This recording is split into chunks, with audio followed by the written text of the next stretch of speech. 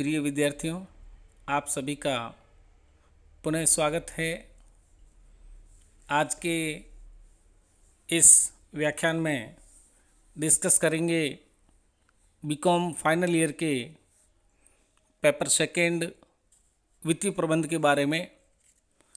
पूर्व में वित्तीय प्रबंध के अंतर्गत पूंजी संरचना क्या है, इसके बारे में चर्चा की गई थी।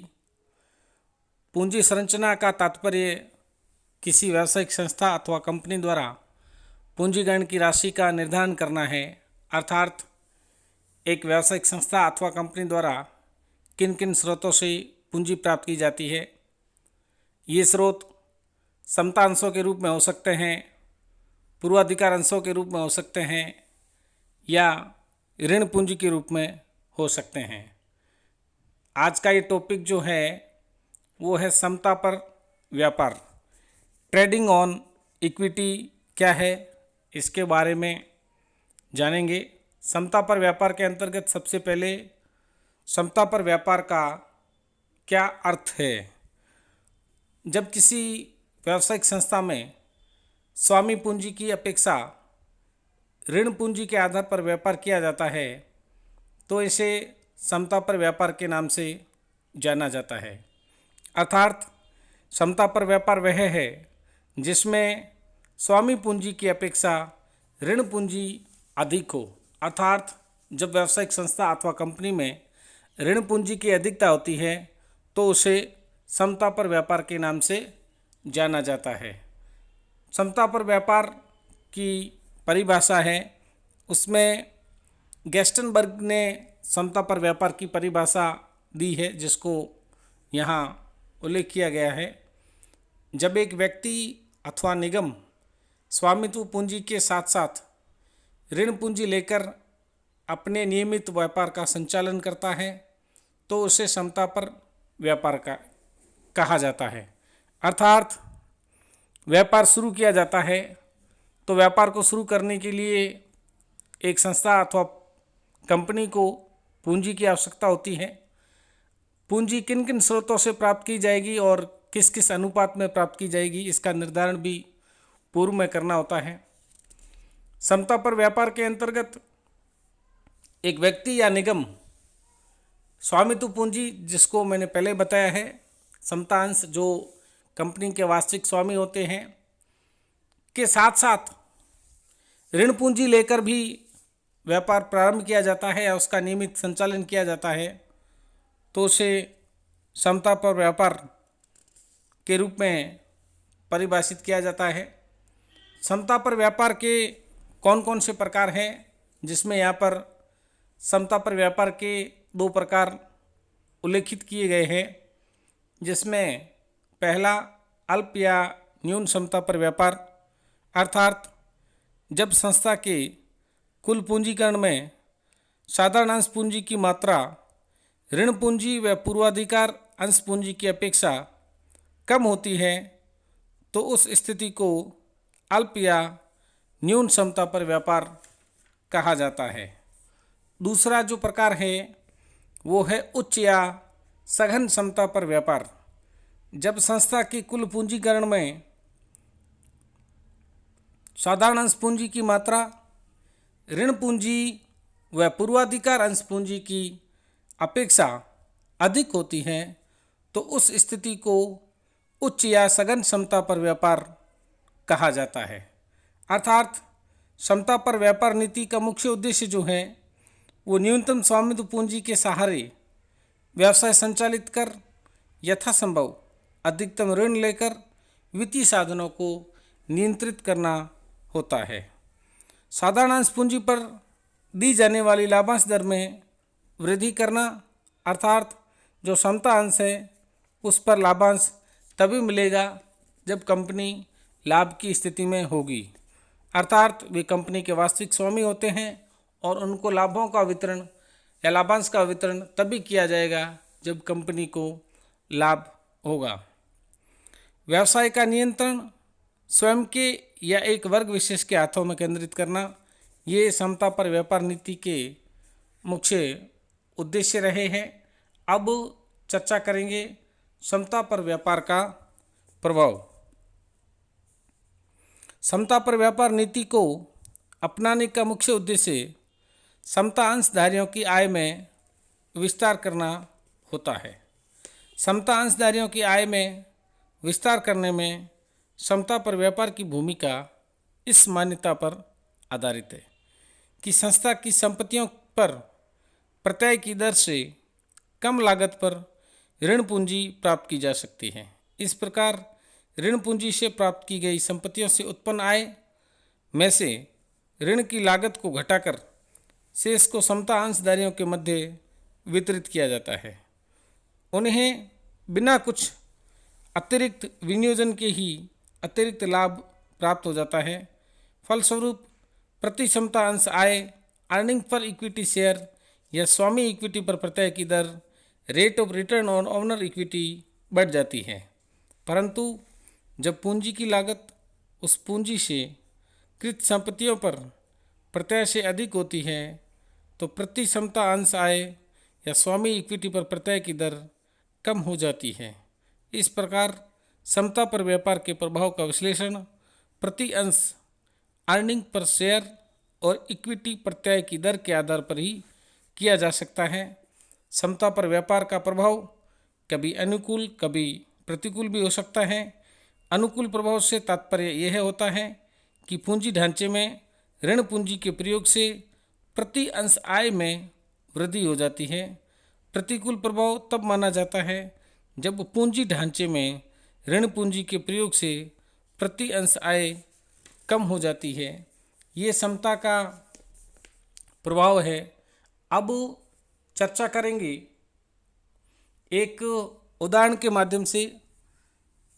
समता पर व्यापार का एक एग्जाम्पल दिया गया है। एक फर्म है, ए तथा बी, दो फर्में हैं जिनमें प्रत्येक का पूंजीकरण 2,50,000 रुपये है, 2,50,000 रुपीज़ है। दोनों फर्मों में प्रत्येक फर्म ब्याज तथा कर पूर्व 40,000 रुपये अर्जित करती है, जैसा इसमें बताया गया है। फर्म ए ने अपनी संपूर्ण पूंजी समता अंशों से प्राप्त की है, अर्थात फर्म ए का जो पूंजी का स्रोत है वो समता अंश है। फर्म बी ने 1,00,000 रुपये समता अंश पूंजी से 50,000 रुपये 10% ऋण पत्रों से तथा 1,00,000 रुपये 8% पूर्वाधिकार अंशों से प्राप्त किया है। अर्थात यहाँ पे दो फर्में दी गई है, फर्म ए और बी। ए फर्म ने जो 2,50,000 रुपये जुटाए हैं वो पूरे समता अंशों से प्राप्त किए हैं, जबकि बी फर्म ने अलग अलग हिस्सों में पूंजी प्राप्त की है। 1,00,000 रुपये समता अंशों से प्राप्त किए हैं, 50,000 रुपये ऋण पत्रों से तथा 1,00,000 रुपये पूर्वाधिकार अंशों से प्राप्त किया है। फर्म बी द्वारा समता पर व्यापार की अपनाई गई नीति पर टिप्पणी लिखिए। अब यहाँ नीचे सॉल्यूशन दिया गया है जिसके बारे में चर्चा करेंगे। फर्म ए और फर्म बी, यहाँ दोनों फर्में दी गई हैं। Earning before interest and taxes, जिसको EBIT बोलते हैं, ब्याज एवं कर पूर्व लाभ। फर्म ए का 40,000 है, फर्म बी का भी 40,000 रुपये है, जैसा यहाँ प्रश्न में दिया गया है। 40,000 रुपये अर्जित करती है। लेस इंटरेस्ट ऑन डिबेंचर, चूँकि फर्म ए समस्त पूंजी जो है वो समता अंशों से प्राप्त करती है, इसलिए फर्म बी का 5,000 इंटरेस्ट लेस हो जाएगा। यहाँ पे फर्म बी का 50,000 10% की दर से ऋण पत्र दिया गया है, यहाँ पे ये 5,000 हो जाएगा। उसके बाद में profit before tax PBT, firm A का 40,000, फर्म बी का 35,000 रुपये हैं। फिर लेस इनकम टैक्स जो है वो 50% की दर से एज्यूम किया गया है, तो आपके इनकम टैक्स 20,000 और 17,500, 20,000 और 17,500 क्रमशः फर्म ए और फर्म बी के लिए हैं। अब आपके profit after tax PAT firm A का 20,000, फर्म बी का 17,500, 17,500 रुपये, less dividend on preference dividend shares, अर्थात फर्म ए ने अपनी समस्त पूंजी जो है वो समता अंशों से जुटाई है, इसलिए इसमें नील हैं। फर्म बी में 8,000 रुपये 8,000 शो किया गया है, जो आप देखिए 1,08% पूर्वाधिकार अंश। आपको ध्यान होगा जो प्रेफरेंस शेयर्स होल्डर्स होते हैं उनको पूर्व निर्धारित दर से लाभांश दिया जाता है, डिविडेंड दिया जाता है। वो 8,000 यहाँ पे ये शो कर रहा है डिविडेंड। इसके बाद earning available to ordinary shareholders, जो साधारण अंशधारी हैं उनकी क्या अर्निंग्स है वो आप देखिए। फर्म ए की 20,000, फर्म बी की 9,500 है। इक्विटी शेयर कैपिटल जो है वो फर्म ए की 2,50,000 रुपये है, क्योंकि फर्म ए है वो समस्त पूंजी समता अंशों से प्राप्त करती है। फर्म बी जो है उसमें इक्विटी शेयर्स जो है वो 1 लाख है। आप देखिए फर्म बी 1 लाख समता अंश पूंजी से प्राप्त किया है इसने, इसलिए 2,50,000 रुपये और 1 लाख रुपये इक्विटी शेयर कैपिटल है। उसके बाद में earning on equity shares capital जो है वो यहाँ पे 8 और 9.5 है, अर्थात टिप्पणी के माध्यम से ये कह सकते हैं कि फर्म बी द्वारा समता पर व्यापार की नीति का अनुसरण किया गया है। इस नीति के द्वारा बी फर्म समता अंशधारियों की आय बढ़ाने में सफल रही है। फर्म ए के समता अंशधारियों की आय 8% है, जहां बी के समता अंशधारियों की आय 9.5 है।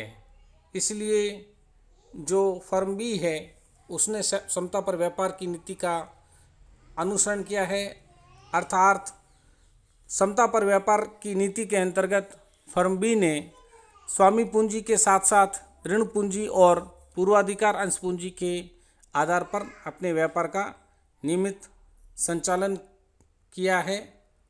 Thank you so much for being with me.